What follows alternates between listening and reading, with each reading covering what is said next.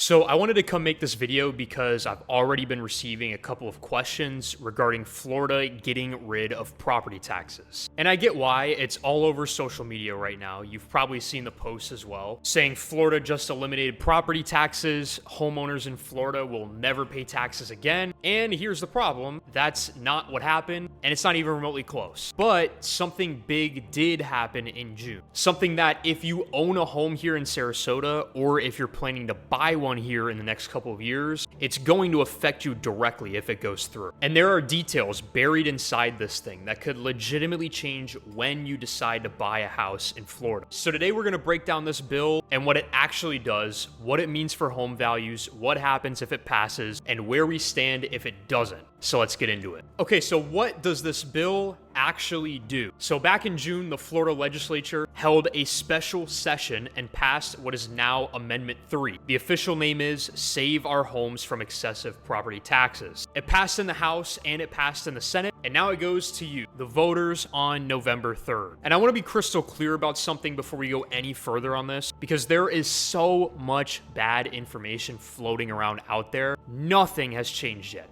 Nothing at all. Your property tax bill today is calculated the exact same way as it was last year. This is a proposed constitutional amendment, and it needs 60% of voters to say yes before anything changes at all. So the next time you see a video telling you Florida eliminated property taxes, that person is either confused or simply just trying to get clicks. Probably both though. Okay, so what will it actually do if it passes? There are three main things. The first is a massive increase to the homestead exemption. Right now, if you homestead your primary residence in Florida, you get roughly $50,000 knocked off your taxable value. Amendment 3 takes the non-school portion of that exemption to $150,000 in 2027, then $250,000 in 2028. Then after that, it will grow each year with inflation. The state's own estimate says that roughly 60% of homesteaded properties in Florida would pay zero non-school property taxes once the full exemption kicks in. Secondly, and this is the fine print that everybody skips, schools still will get paid. This exemption does not touch school district taxes at all. And here's why that matters so much for us specifically here in Sarasota County. Schools are the single biggest line on your tax bill. So even in the absolute best case scenario, you are still paying the school portion. Nobody's bill goes to zero. So just keep that in mind the next time you hear that property taxes are going away completely in Florida. The amendment also directs the legislature to build a process where that exemption could keep growing in the future, potentially all the way up to the full value of your home. Is that a guarantee? No, it's not. But it tells you exactly where this could be heading long term. And on top of that, there's a bonus in here for the investors that are watching. The cap on how fast assessments can grow on non-homesteaded property, so your rentals, your vacation homes, that will drop from 10% a year down to 5% starting in 2027. So no, investors don't get the exemption, but you do get real protection against runaway assessments. Now here's the part I really want you to hear if you're watching this from out of state planning to move to Sarasota. There is a 5-year phase-in for new residents. If you establish Florida residency after December 31st of 2026, you will not get the full exemption right away. You get a smaller version and you work your way up to the full benefit over 5 years. So if this amendment passes, there is a real measurable financial difference between buying and homesteading a home in Florida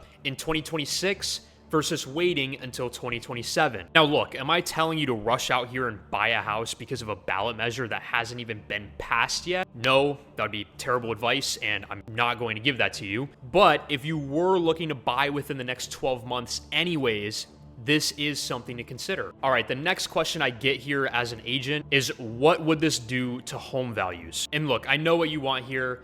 You want me to tell you that prices are going to go to the moon, or if you're a buyer, you want me to tell you that prices are going to crash. And you want me to say it with total utmost confidence. And look, I'm not going to do that. I'm not going to come on here and just blow smoke, because truthfully, anyone who tells you they know exactly what's going to happen is just guessing. But here's how I'm actually thinking about this. Just in terms of basic real estate math. When the cost of owning something goes down, people can typically afford to pay more for it. If a typical Sarasota homeowner saves $1,000 to $1,500 a year on the non-school side of their taxes, that's real monthly payment room. And historically, that's what happens with tax benefits over time. They just get baked into the prices. To be completely honest with you though, the main things that are going to determine home values are always going to be supply and demand. If this bill gets passed, I do believe that the already high demand to live in Florida will go up. So yes, I do see property values in Florida rising if this does pass, but it's less about the savings and more about the increase in demand. One main thing to consider about this though is that it helps homesteaded owners. As I mentioned earlier, it doesn't do a whole lot on the exemption side for second homes, vacation rentals, or investment condos, which in a market like ours here in Sarasota is a large chunk of the buyer pool. So you could end up with a split market. Primary residence demand gets a boost, and then the investor and snowbird market gets a little bit murkier. Another thing about this bill is that the state's estimate says this costs local governments about $12 billion a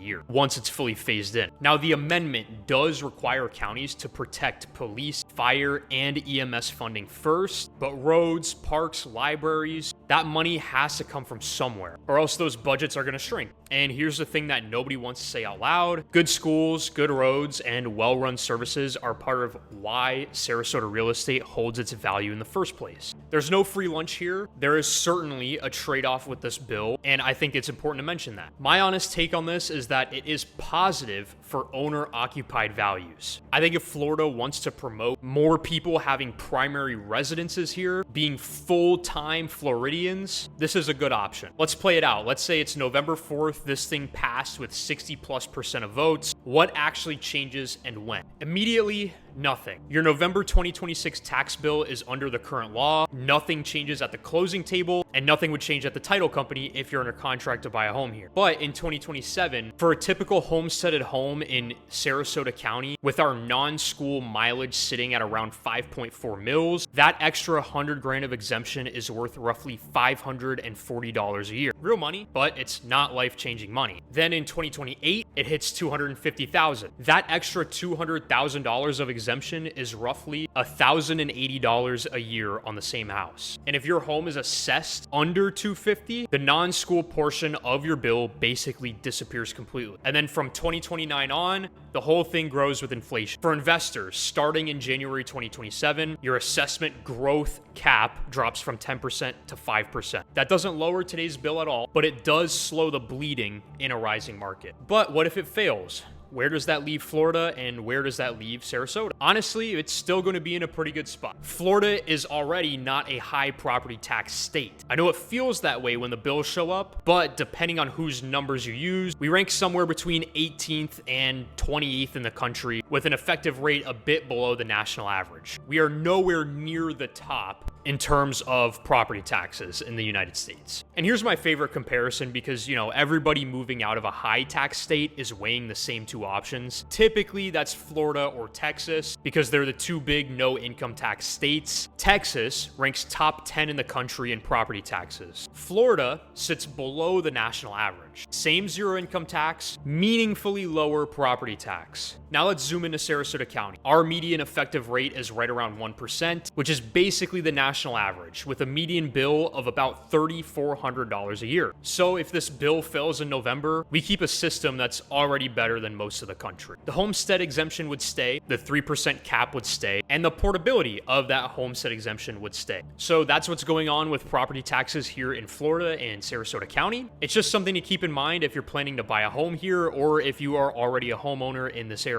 If you or anyone you know are looking to buy or sell real estate in Sarasota County, my contact information is in the description below. And if you found this video helpful, please make sure to like and subscribe, as I will be continuing to post videos like this on this channel every single week. So as always, thank you all so much for watching, and I'll see you in the next video.